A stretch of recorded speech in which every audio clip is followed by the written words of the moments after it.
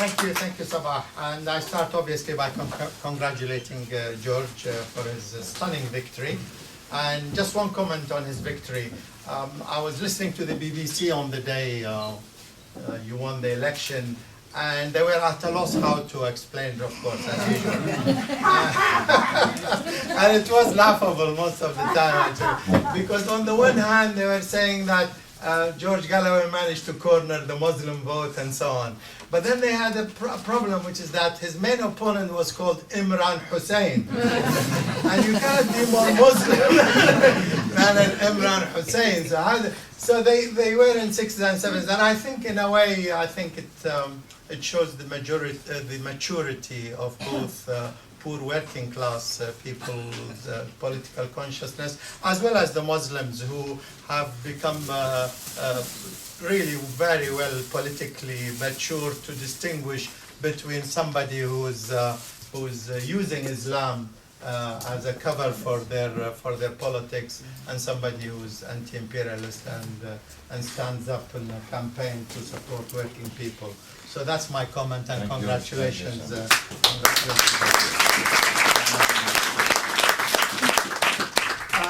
On Syria, so let me get into the subject directly. One thing I must first start with, because I heard this from Sabah, my comrade, and others, that myself or IDA or Iraqi Democrats Against Occupation are pro-Syrian regime. This is not only false, but really it's an attempt to besmirch our political reputation, because we regard it as a very serious accusation to be pro any Arab regime, let alone a regime which is killing its own people. So this I want to clarify, and my analysis of Syria stems from two principles. One is the interest of the Syrian people, as I see it, and the second is the interest of the anti-imperialist, anti-Zionist struggle in the region. And on both counts, I think what's going on today in Syria now is a counter-revolution and a pro-imperialist led rebellion at the moment. The political picture has changed during the past year, where the initiative has passed on to the most reactionary forces, just like what happened in Libya, where the initiative shifted from a spontaneous democratic movement to the most reactionary elements led by some of the military personnel who were released from Guantanamo Bay and were leading the effort to militarize the Libyan conflict. And the militarization of conflict is one of the ways imperialism has managed to penetrate the uprisings against these despotic regimes. And they have succeeded, unfortunately, in Syria as well, to militarize the conflict early enough. Because what prevented the militarization of conflict in Egypt, for example, and Tunisia, is that millions of people went onto the streets, and it was a clearly great mass movement that they could not handle, they could not control, they could not dominate. When millions of people decide to, just like the overthrow of the Shah regime or any of the great revolutionary mass uprisings, they could not stem it. In Libya and Syria, the picture has changed. They capitalized on the people's hatred of the regimes, but they managed to infiltrate the movement and to militarize it early enough. The militarization of the conflict in Libya, I need not go into in detail, with the opening of the attack on the Benghazi garrison, which at the time it seemed like a spontaneous attack. Later on, it transpired it was by the same so-called rebels. They were paid for by NATO and assisted by the US and British special forces, French and Italian as well, actually. So we had a complex picture emerging where the pro-NATO forces captured the initiative there. In Syria, the militarization of the conflict went hand in hand with the spontaneous people's demands for democratic freedoms within Syria. And by the way, these democratic demands were not born yesterday or last year. The Syrian people have been struggling for democratic rights, to put it in terms of this current regime, since 1970.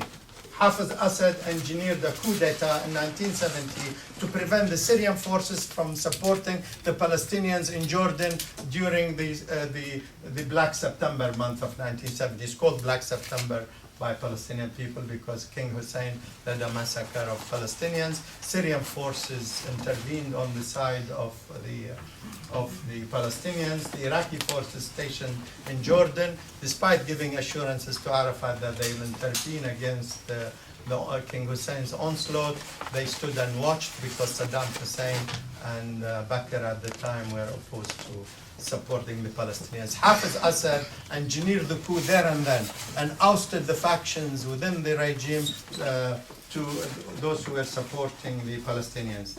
The Syrian regime since then relied very heavily on Saudi financial backing and Qatari financial backing. From 1970 and throughout the 70s, 80s, and much of the 90s.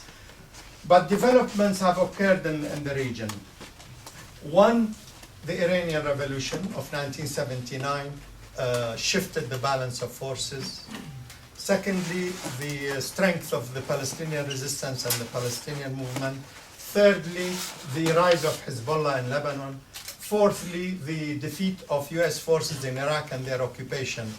And coupled with that, the assurances given to successive Syrian rulers that America, if Syria behaves itself, the United States will force Israel to withdraw from the Golan Heights.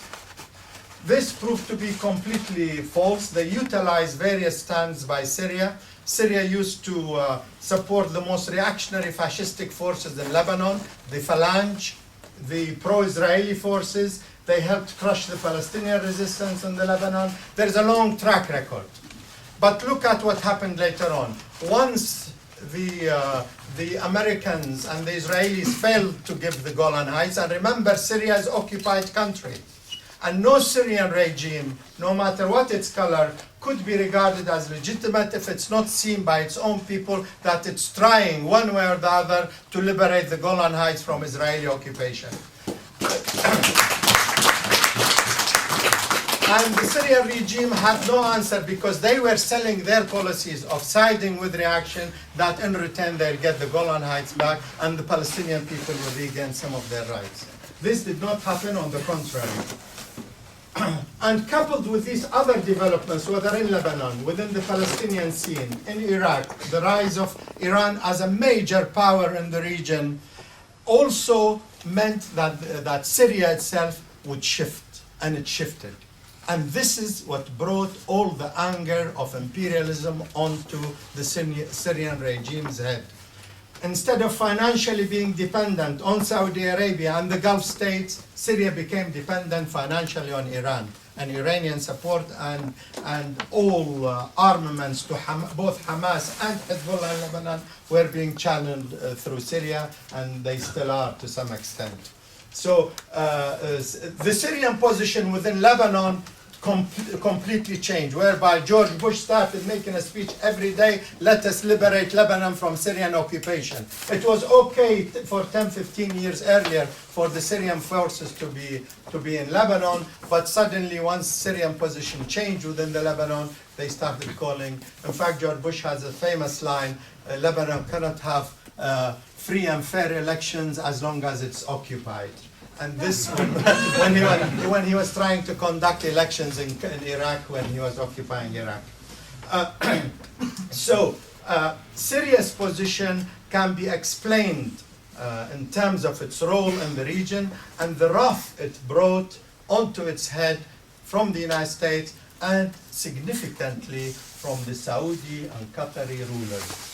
Saudi Arabia was the dominant political force in Lebanon, backing the most reactionary anti-Palestinian, anti-patriotic movement in the Lebanon. They used to finance Syria as well, and Syria's role within Lebanon. Once that changed, Saudi Arabia lost its major foothold in the Lebanon. The Hariri clan is a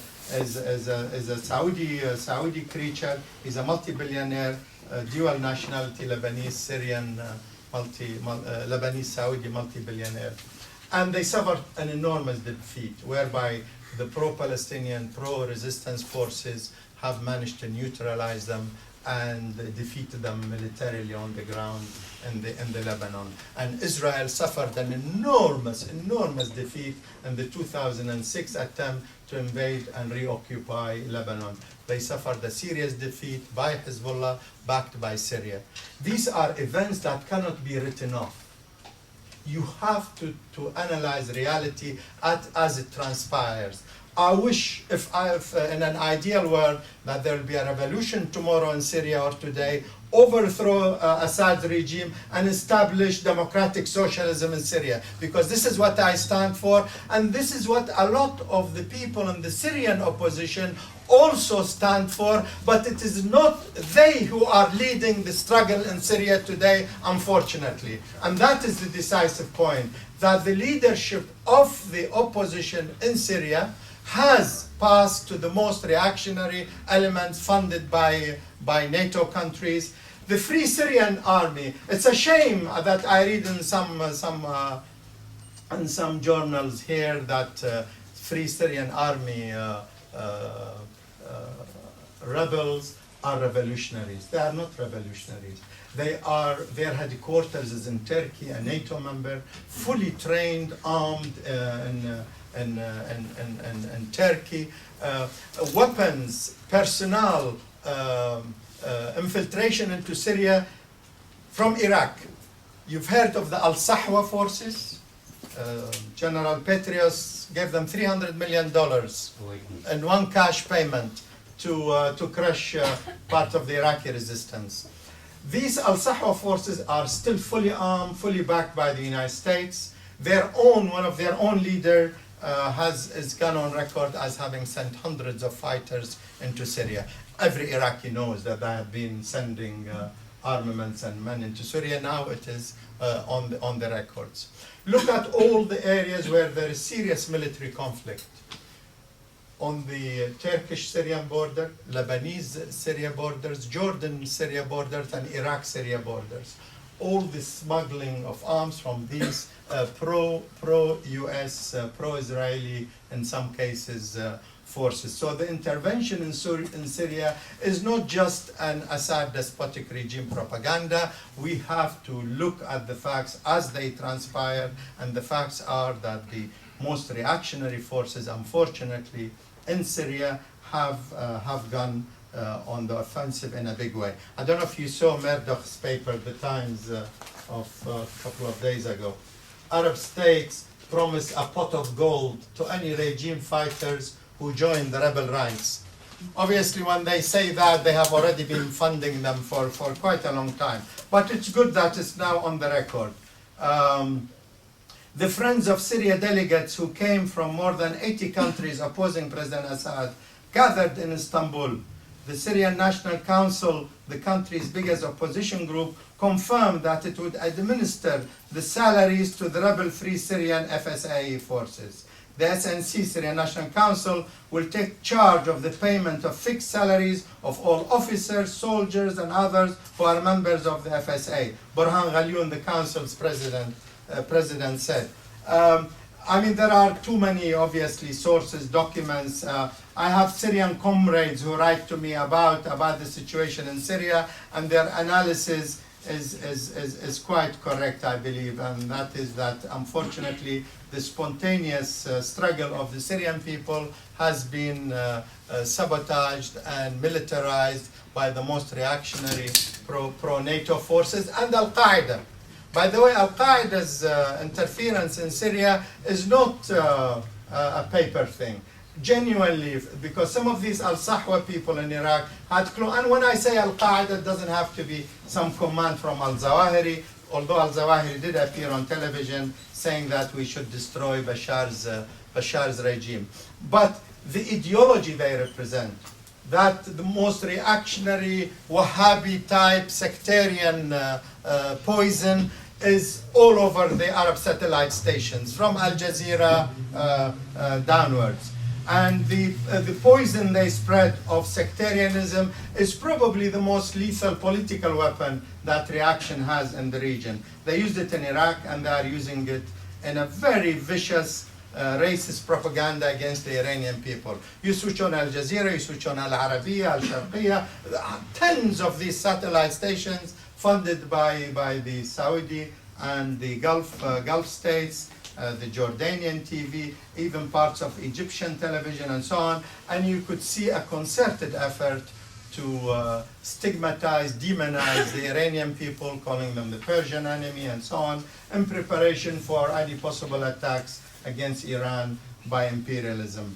And they used the sectarian card. You've heard of Qaradawi, you've heard of parts of, unfortunately, the Muslim Brotherhood, the leadership. When I say Muslim Brotherhood, I'm in no way referring to the millions of people who might support them both in Egypt, Tunisia, and elsewhere. But their leadership, or at least parts of their leadership, have always played that dual character. They would uphold some of the slogans of the masses, but when the struggle sharpens, they get co-opted by the repressive regimes or by imperialism. And I think in Egypt, you saw how they rushed to support Omar Suleiman when Mubarak appointed Omar Suleiman as his replacement. And it was the young Muslim Brotherhood and the secular forces who went to the street and forced the Muslim Brotherhood leadership to change tack and withdraw support from Omar Suleiman and the military rulers in Egypt. Their role in Egypt is again still a dual one, partly counter-revolutionary, and certainly, according to Feltman at least, the Undersecretary of State, US Undersecretary of State, he said that some of their leadership are amenable to negotiations with Israel. And more interesting than his own statement was the statement issued by the Muslim Brotherhood in Egypt. It wasn't a flat denial. If you read it carefully, there was no real denial of what Feltman was talking about. Now, why would imperialism do that? I think there is a fallacy which is spread mainly by the BBC here and the bourgeois press, that these campaigns say to support the Libyan people, Syrian people, Egyptian people, is to support democracy. This is completely the opposite of what imperialism intends. What imperialism about in the region is to prevent democracy from triumphing. The most important lesson they learned from Egypt and from Tunisia is to intervene to stop the struggle for democracy. Their intervention is precisely either to keep the despots in power, or if the despots cannot be supported, ditch them and fight another day with another set of dictators and rulers. Prevention of democracy is really vital to the triumph of imperialist interests. And when I say democracy, I include bourgeois democracy, all forms of democracy. I'm not talking about socialist democracy here. Any form of democracy in which the people have genuine right to elect their rulers, they would stand against tooth and nail, because bringing to power people who are genuinely elected year in, year out by the people will end imperialist presence in the region, will end remove that grip, their dirty grip they have on the country's resources, on the exploitation of the poor of the region. So prevention of democracy is number one. So if the Syrian people rise against Assad's despotic regime, it is not the despotic regime they are worried about, it's that if it gets replaced by a truly anti-imperialist democratic government. So what do? They intervene because they feel that they must control it. If they cannot control it, they would rather destroy it. Just like they destroyed Iraq. If they cannot control Syria, they will destroy Syria. Syria will be plunged into a bloodbath. Do not think that if these opposition forces, at least those who are funded by NATO, if they come to power, we'll have some serene democratic setup. No, Syria will be plunged into a bloodbath. First, it's the interest of the Syrian people we have to look at. Syria, 40% of Syria's population is either ethnic minority, or minority sects, or Christians, And fundamentally women. Women are terrified of what some of the opposition forces do. Because if you are financed by Saudi Arabia, you know what happens to women the next day or the next year or the next month. And these are political conflicts and struggles within Syria we need to take on board. We cannot just on paper theoretically support a movement that we do not know what they will be bringing. But we do know, if we look at their literature, if we look at their political history, who is financing them, who is arming them, what sorts of influence they manage to have within Syrian society. Saudi Arabia now is paying some Syrians to sit at home and not go to work because they want to cripple the Syrian economy that way. The economic sanctions on Syria are as bad now as they were on Iraq. These are things we have to think about. There is an imperialist embargo on Syria. It's the Syrian people who are suffering today, and it's the Syrian people who will be plunged into a bloodbath tomorrow if these pro-NATO forces truly get the upper hand within Syria. And I emphasize, imperialism is in an aggressive stage. Ever since they attacked Afghanistan and occupied it, attacked Iraq and occupied it, there is an aggressive phase started by the neocons.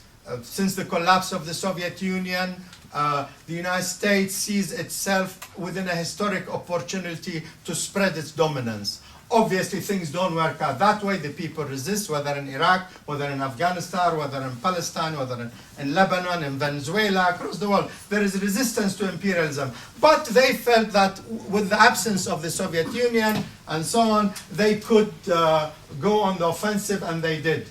In the Middle East and in the Arab world, they suffered serious setbacks in Egypt, Tunisia, Bahrain, Yemen, and so on, and they would have suffered a setback had they led the Libyan people and the Syrian people to their own devices. But no, they decided to intervene to stem the tide of genuine political reform, and the struggle in Egypt is unfinished business. The military council is still very dangerous there. Sections of the leadership of the Muslim Brotherhood are also following, unfortunately, sectarian politics within the region, and within Egypt, I think they are playing a reactionary role. So I think we should put aside some of our own desires and what I would describe wishful thinking, and look at facts in the face, where there is genuine initiative taken by the revolutionaries, taken by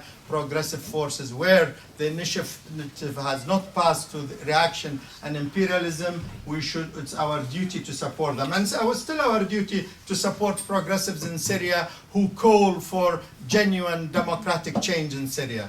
It is my duties, all our duties to do so. But we should not spread the word that there is now a revolution in Syria led by progressive forces. I'm sorry, this is not the case, and I wish it was.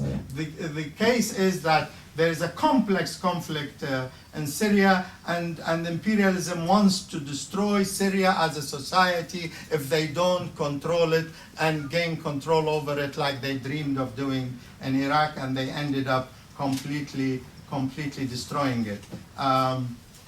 Perhaps I should stop here, and Sabah passed me a note which I will read to you. No? Okay, just 2 minutes. That was my 2-minute warning. So thank you for listening, and I hope I